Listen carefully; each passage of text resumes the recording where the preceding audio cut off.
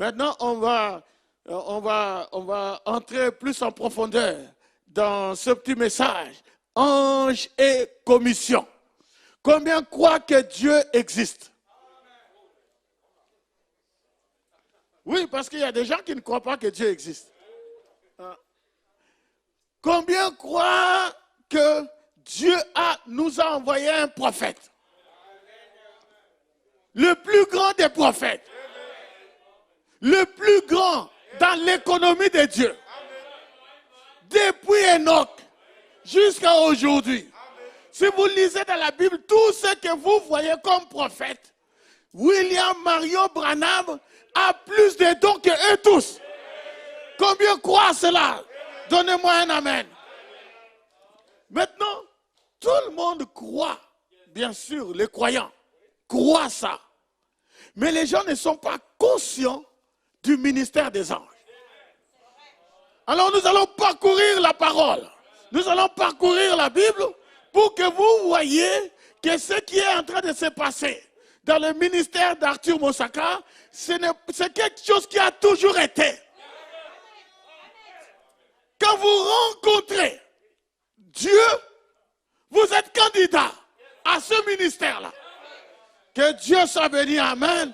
Gloire à Dieu. Alors, nous avons lu dans l'Écriture, dans Hébreux chapitre 1, les versets 13 à 14, on nous parle des anges. Le verset 14, on nous dit que ce sont tous des esprits au service de Dieu, envoyés sur la terre, envoyés pour exercer un ministère en faveur de ceux qui doivent hériter du salut. Est-ce que tu crois que toi tu es un héritier du salut? Est-ce que tu crois que tu iras dans l'enlèvement? Est-ce que tu crois que tu es sauvé? Combien croient qu'ils sont sauvés? Moi je le crois. Je crois, je n'ai pas besoin que quelqu'un me dise que toi tu es sauvé. Non, moi je crois pour moi-même. Il faut que tu crois que tu es sauvé.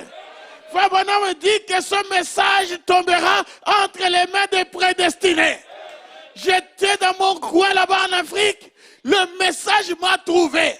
Je n'ai pas cherché le message, c'est le message qui m'a cherché. Tu n'as pas cherché Dieu, c'est Dieu qui t'a cherché. Est-ce que je peux entendre un amen? Tu y es sauvé aussi longtemps que tu crois que tu y es sauvé. Que le nom du Seigneur soit béni, amen. Maintenant, ce n'est pas normal de savoir que les anges sont sur la terre et qu'ils sont en train d'exercer un ministère et que moi je ne les vois pas. Alors que je crois que je suis celui qui hérite du salut. Je crois que je suis un saint, mais les anges sont là au service des saints et que moi je ne puisse pas les rencontrer. Il y a quelque chose qui ne va pas. Est-ce que je peux entendre un amen? Si c'est ainsi, je dois me poser la question sur ma nouvelle naissance. Je dois me poser la question si j'ai le Saint-Esprit. Parce que frère Branham me dit, alléluia, Apocalypse, livre des symboles, il dit les êtres angéliques s'associent. Oh, j'espère que vous les saisissez. Cela vient juste de tomber librement. Regardez, si vous avez le Saint-Esprit en vous, je répète, le Saint-Esprit en vous, ce n'est pas juste une onction. Non, le Saint-Esprit en vous.